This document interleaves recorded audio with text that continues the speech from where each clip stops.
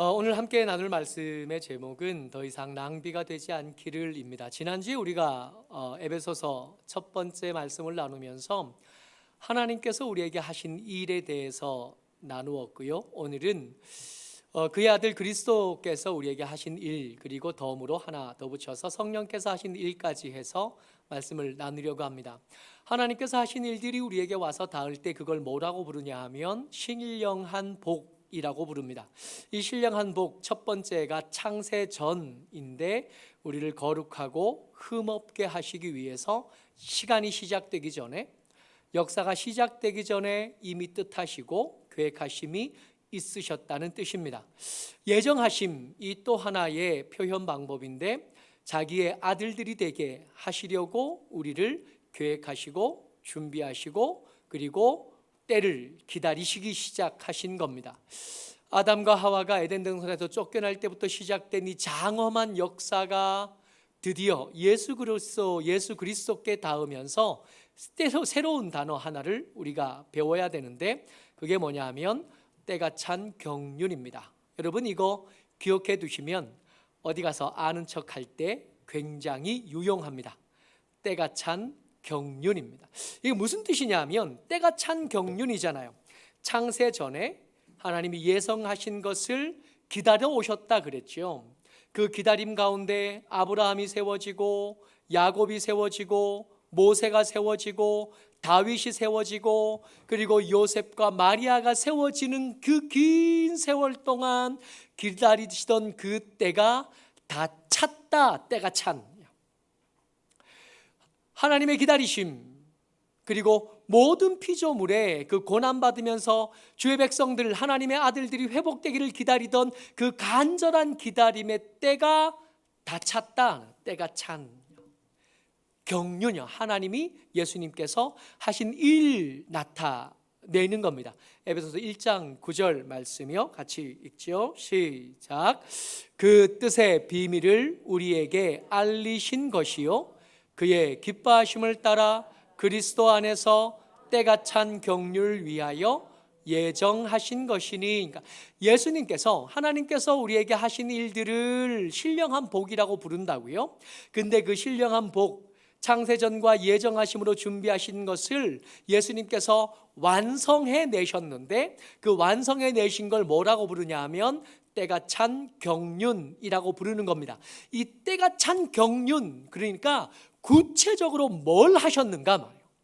예수님께서 완성하시는, 하나님의 구원하시는 그 계획의 완성 종지부 마침표를 찍으셨는데, 그 완성하심을 때가 찬 경륜이라 그러시는데, 그 구체적인 일, 그 경륜의 구체적인 일이 뭐냐 하면 에베소서 1장 7절에 이렇게 소개됩니다.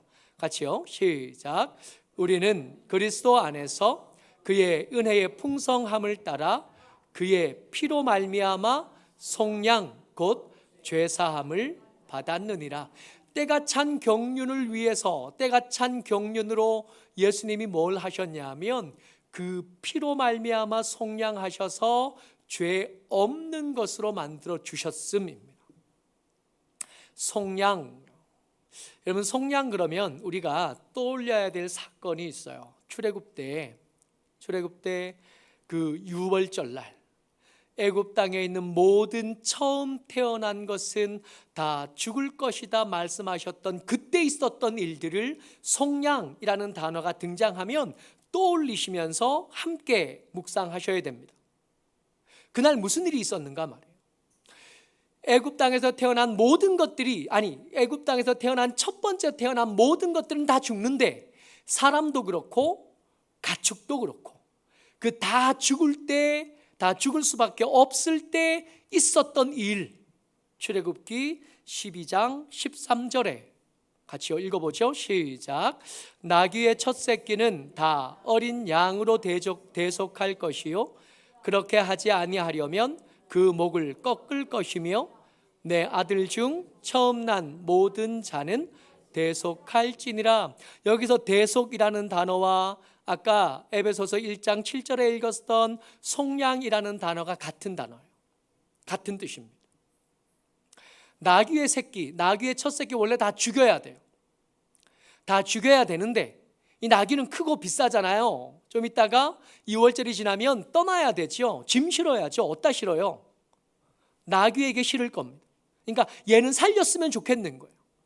얘를 살리면 그냥 얘는 살리기로 하자 그런다고 살리는 게 아니라 얘 대신 이 나귀 대신 죽을 게 필요한데 그게 뭐냐 하면 어린 양이에요.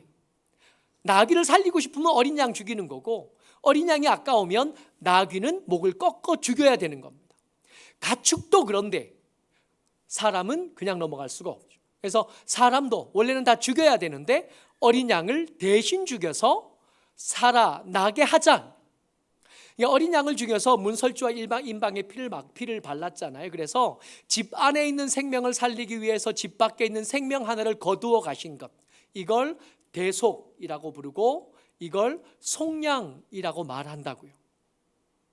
그 덕분에 문 안에 있는 생명들이 살아났습니다. 나귀도 살고 그 집의 첫 아들도 살아났던 거예요. 근데 이건 예고편이에요. 본편은 뭐냐 하면 이 예고편으로 우리가 기다리며 기대하던 본편은 뭐냐 하면 예수 그리스도께서 속량하시기 위해서 흘리셨던 그의 피, 아까 1장 7절에서 읽었던 그의 피가 우리를 속량하신 겁니다.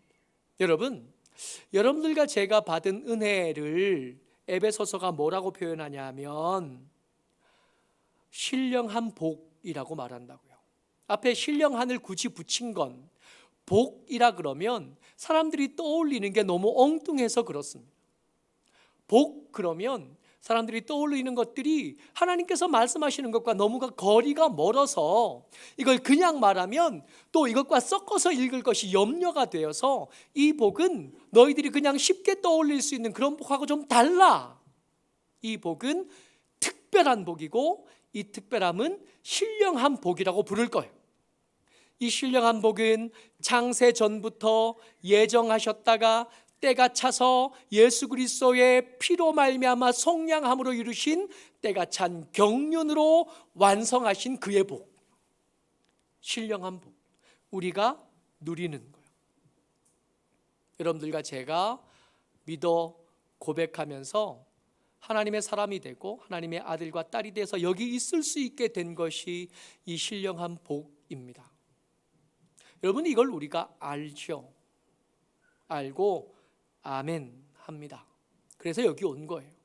그래서 하나님께 시간도 드리고 돈도 드리고 우리의 열정도 드리고 심지어 우리의 인생을 드리면서도 그게 아깝다고 생각하지 않게 된 거예요. 근데 여기서 잠깐이요. 신령한 복을 설명할 때 어디부터 시작했냐 하면 역사가 시작되기 전부터 시작했습니다. 창세전 그랬잖아요. 창세전에 시작한 이 신령한 복을 완성하시기 위해서 예수님께서 당신의 피를 흘리시고 우리의 죄를 속량하신 다음에 때가 찬 경륜으로 완성하셨대요. 여러분, 우리가 안다 그러지만 사실은 이 신령한 복을 우리가 알기는 사실은 불가능합니다. 여러분, 우리 너무 큰 거 못 보잖아요. 그렇지 않아요? 우리 너무 작은 거 못 보잖아요.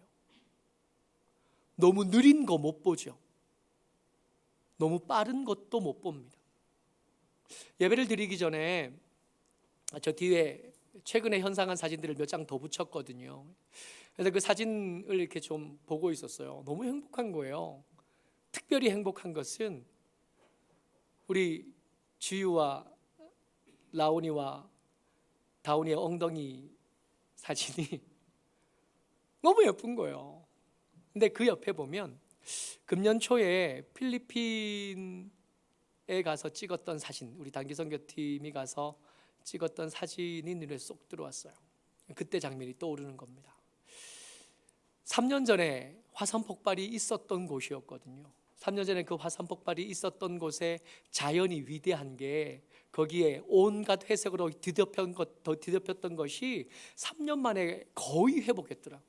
초록색이 뒤덮여 있고 맑은 물이 있고 하늘에 구름이 있는데 그 비싼 호텔의 테라스가 아니고 뒤에 그 전망을 볼 수 있는 곳에 거기 자리값 내냐고 음료수 한 잔씩 사서 이렇게 내려다 보는데요. 그때 기억이 나는 거예요. 장엄합니다. 그 자연이 지금은 잠잠하고 아름답다 그러지만 3년 전에 그게 분화하는 바람에 필리핀 온 국민들이 대피하는 소동을 벌였던 그 무서움이 그 안에 가라앉아 있는. 지금은 그 하늘이 너무 파랗고 구름이 너무 예뻐서 찍은 사진이 와, 이 사진은 정말 예쁘다. 실제로 거기 있었을 때 그 압도적인 광경에 와, 대단하다. 여러분, 이 자연을 보고 우리가, 이 엄청난 자연을 보면서 우리가 장엄하다 얘기하거든요.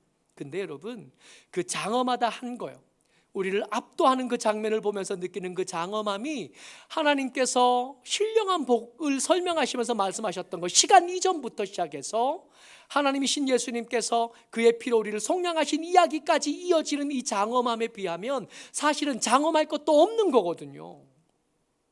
우리가 안다, 그래서 여기 와 있고, 우리가 누린다 그러면서 평안하다 말하지만 우리가 알고 누리는 것 따위는 사실은 하나님께서 실제로 우리에게 주신 복에 비하면 거의 모르거나 아니면 거의 맛만 보고 있을 한 입만 정도도 아니고, 하기는 뭐 어떤 사람의 한 입만은 밥 한 공기두만요.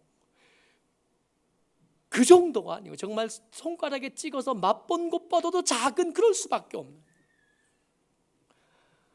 안다 그러지만 이 신령한 복을 우리가 사실은 다 모르는, 누린다 그러지만 실제로 우리가 삶 속에도 누리고 있는 이 복은 하나님께서 주신 우리에게 주신 복에 비해서 정말 별것 아닌 것만 누리는 겁니다. 그것만 가지고도 가슴이 터질 것 같은 거예요. 그것만 가지고도 와, 이 정도면 내 삶을 드려도 되겠다 생각하는 거거든요. 다 모릅니다. 그래서 이 다 모르는 걸 좀 더듬어서라도 알만한 도구가 필요해요.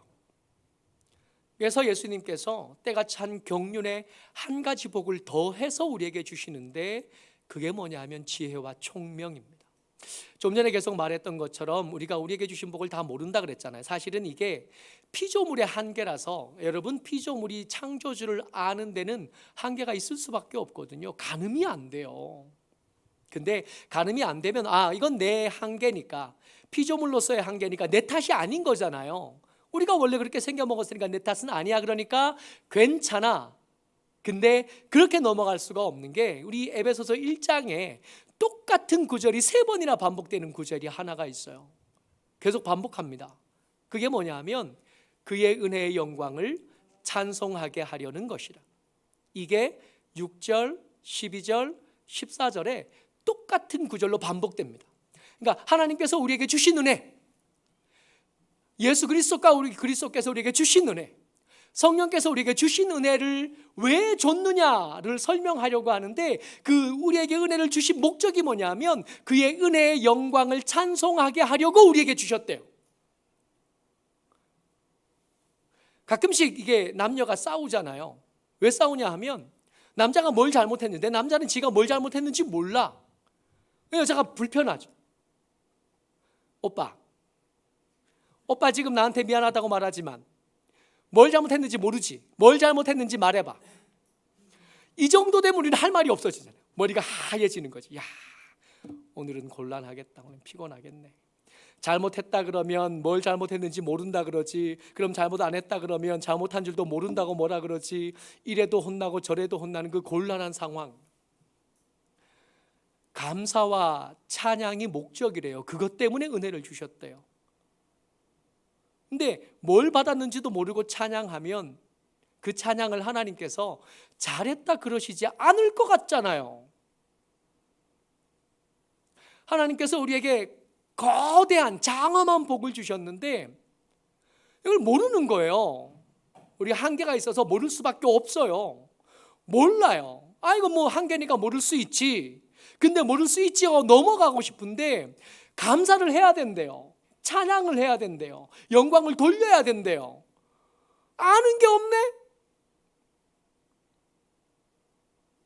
아는 게 없으니 우리의 찬양이 값싸질 수밖에 없고, 곡조는 맞고 음정은 맞고 소리는 화려한데 그 안에 담겨야 될 감사가 부실해지는, 모여서 예배는 드리는데 사람들도 많이 모였고 헌금도 했고 시간도 구분했는데 근데 그 정작 그 안에 하나님의 영광에 대한 인지가 없고 하나님의 감사가 부실한 거예요. 잘 모르니까. 그러다 보니까 우리의 찬양이, 우리의 감사가, 우리의 예배가 부실하게 되는 일이 생기는 겁니다. 차라리 이걸 모를 때는 그런가 보다 했는데 말씀을 읽어가면서 보니까 내가 한 감사와 내가 한 예배가 그의 은혜의 영광을 찬송하게 하시려던 하나님의 계획과는 조금 동떨어져 있을 수 있겠네. 이걸 알게 되는 거죠. 이를 위해서 예수님께서 때가 찬 경륜에다가 은혜, 복 하나를 더해 주시는데 그게 뭐냐 하면 지혜와 총명이라고요. 1장 8절 같이 읽습니다. 시작. 이는 그가 모든 지혜와 총명을 우리에게 넘치게 하사. 그러니까 이 지혜와 총명은 어디다 쓰는 거예요? 하나님께서 우리에게 주신 은혜가 얼마나 큰지 가늠하는 데 쓰는 거면 이게 원래 용도. 여러분 원래 좋은 도구는요 한 가지 일만 하지는 않아요. 당장 망치만 해도 그러잖아요. 못도 박지 돌도 깨지. 그리고 못을 빼기도 하지. 그러지 않아요? 때로는 무기로 쓰이기도 하지.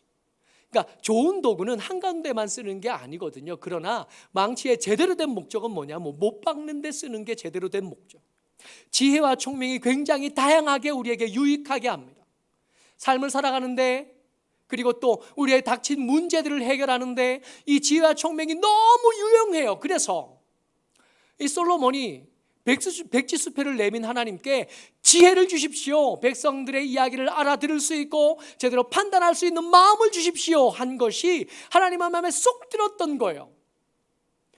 맞는 말, 틀린 말은 아니지만 그 지혜의 원래 용도는 뭐냐 하면 하나님께서 우리에게 은혜를 주셨는데 하나님께서 우리에게 신령한 복을 주셨는데 그 신령한 복이 얼마나 큰지 하나님의 사랑이 얼마나 높은지 깊은지 넓은지 이것을 가늠하기 위한 도구가 지혜와 총명인 것.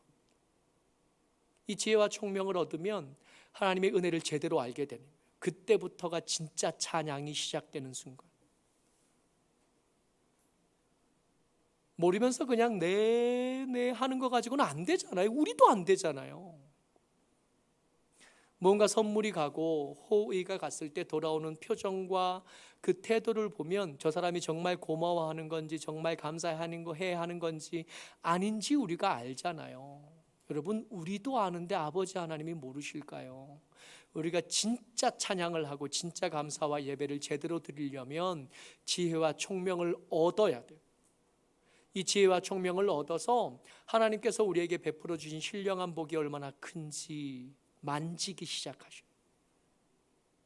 하나님께서 우리에게 주신 그 신령한 복이 얼마나 장엄한 건지 물론 다 알 수는 없겠지만 맛보기 시작해야 돼요. 그 순간에 제대로 된 감사와 찬양이 가능해지는 순간이 되는 거예요. 여기 하나 더요. 여러분 예수 믿고 지혜와 총명을 얻어서 감격함으로 하나님께 감사하고 예배할 수 있게 되었지만 그 뒤에 여러분 우리 삶에 구체적이고 혁신적인 변화가 일어났느냐? 아닌 경우들이 꽤 많더라고요. 여전히 가난하고 여전히 아프고 여전히 비참하고 그런 모습들을 별것도 아니에요. 의사가 큰 병원 가보세요. 그러면 그때부터 마음엔 지옥이 시작돼요. 평안이 그동안 하나님께서 주셨던 그 평안으로 누리던 평안이 유리 깨지듯이 순식간에 그 말 한마디로 다 깨집니다. 별로 달라지지 않은 거예요. 그런 삶을 살다 보니까 한 손에 하나님께서 주신 그 장엄한 신령한 복을 붙잡고도 자꾸 눈이 돌아가는 거예요. 건강함, 부유함, 그리고 높은 자리와 권세들에게 우리의 시선과 마음이 자꾸 뺏기는 두 가지를 비교하기 시작합니다. 지혜와 총명을 동원해서 세상에 있는 물질을 얻을 수 있거든요. 권세도 얻을 수 있고 이 지혜와 총명을 사용하면 세상에서 남들이 얻지 못한 많은 것들을 누릴 수 있거든요. 대표적인 예가 솔로몬 아니에요?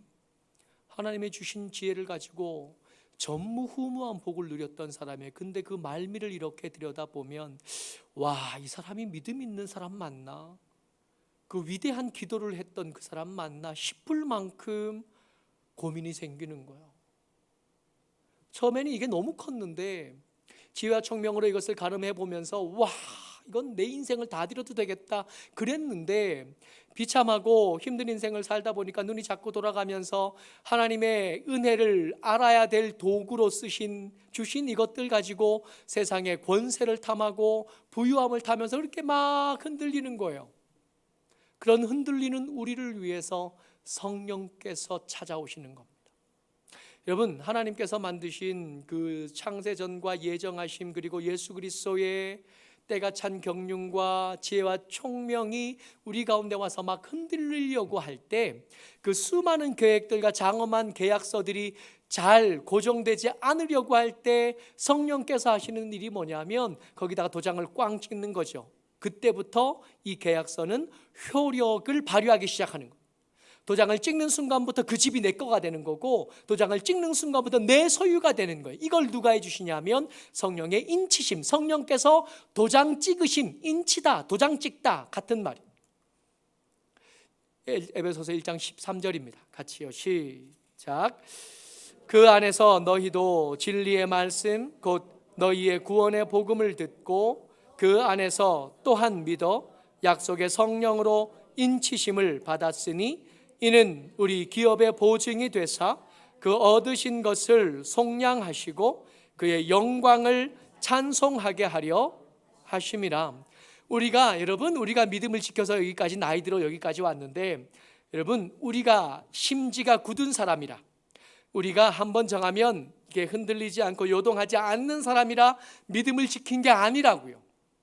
성령께서 도장 찍어 주신 것 때문에 당신의 소유를 다 삼으시고 예수님의 그 복주심, 하나님의 예정하심을 이렇게 와서 내 속에서 흔들리지 않도록 붙잡아 주심 때문에 우리가 믿음을 지켜왔고 여기 있었던 수많은 위기들이 있었는데 평소에 나 같으면 그 위기 때에 아유 나라고 말지 했어도 했을 10번은 했을 우리를 성령께서 붙잡아 주셔서 여기까지 오게 하셨다. 세상이 좋아 보이고 달콤해 보이는 때가 얼마나 많아요. 고등학교 졸업하고 대학 가면 여러분 그 자유가 믿음을 바꿀 이유가 됩니다. 군대에 그 구속된 시간을 보내다가 제대에서 자유를 얻으면 그 자유가 믿음을 바꿀 이유가 돼요. 돈을 벌지 못하다가 돈을 벌게 되면 그 돈이 믿음과 바꿀 이유가 됩니다. 결혼하지 않았다가 결혼하게 되면 그 결혼이 믿음을 바꿀 이유가 돼요. 우리 청년들이 삶을 살아가면서 경험하는 위기들, 믿음의 위기들, 그때도 무사히 넘어갔다면 이건 나 때문이 아니라 내가 믿음을 떠난 그 사람들보다 훌륭해서가 아니라 성령의 인치심이 우리를 고정하셨기 때문에. 오늘 설교의 제목이 더 이상 낭비가 되지 않기를입니다. 주목하고 싶은 게 지혜와 총명이에요. 우리가 아직 얻지 못한 것들을 이것을 통해서 얻지요. 우리는 돈도 이것을 통해서 얻고요, 지위도 건강도 사실은 이 지혜와 총명을 통해서 얻습니다. 그러나 그건 그렇게 쓰라고 주신 건 사실 아닌 거예요.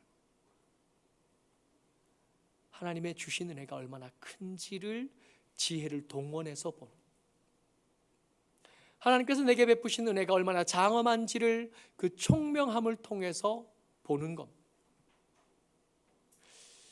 2달 동안 묵상하던 묵상책이 이제 마무리돼서 돌아왔어요. 저한테 4권이 돌아왔습니다. 이렇게 보면 빼곡히 묵상한 이야기들을 써두신 분들의 거예요. 물론 하고도 안 가져오신 분들 계시겠지만 지혜와 총명은 이거 하라고 주는 거예요. 근데 이게 제가 이것에 대해서 특별한 간증이 있는 게 저희 어머니가요, 한글을 제대로 모르셔요. 저희 외할아버지가 산골짜기에 사셨어요.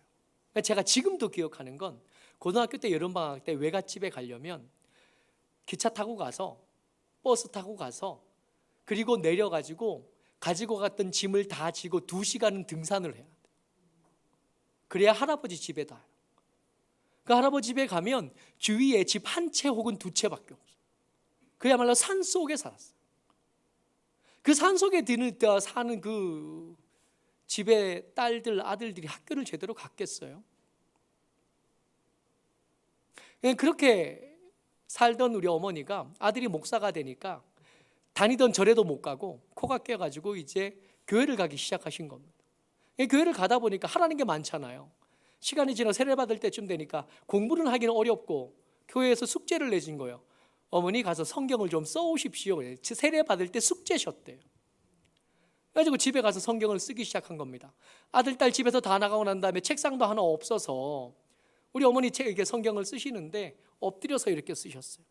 여러분 해본 분들은 알지만 엎드려서 이렇게 있어 보면 어깨 아프지, 목 아프지, 허리 아프지, 평생 일 많이 하는 우리 어머니 허리 아프고 어깨 아프고 팔 아파서 눈 침침해서 못할 법도 한데 신기한 일은요, 그렇게 그 성경을 써서 숙제를 다 하고 세례를 받으시고 시간이 지나는데 뭐라 그러시냐 하면 이상하다, 어깨가 안 아프다.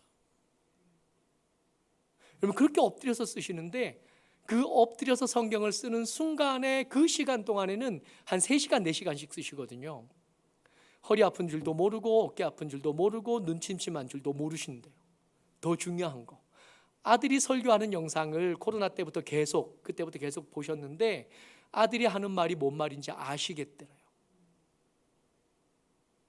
지혜와 총명은 이렇게 쓰는, 지혜와 총명은 성경을 읽어가면서 성경을 써가면서 성경을 묵상해가면서 이 성경에서 말씀하시는 하나님의 은혜가 다른 어떤 사람들이 아니라 내게 다 있는 줄 알게 되는 것, 그게 내 인생과 바꿔도 될 만큼 크다는 것에 동의하게 되는 것, 그게 지혜와 총명의 제대로 된 사용법인 거죠. 7월 2일입니다. 오늘 새로운 묵상책을 나눠드릴 텐데 다들 다짐하셨잖아요. 이번 2달 동안은 잘해봐야지 다짐하셨을 텐데, 여러분 그때 지혜와 총명을 사용하셔서 그것을 묵상하고 쓰고 기록하는 중에 하나님의 주시는 복을 더 알게 되고, 그래서 우리의 찬양이 찬양되어지고 우리의 예배가 더 좋은 예배가 되어지시기를 주의 이름으로 축복합니다. 아멘.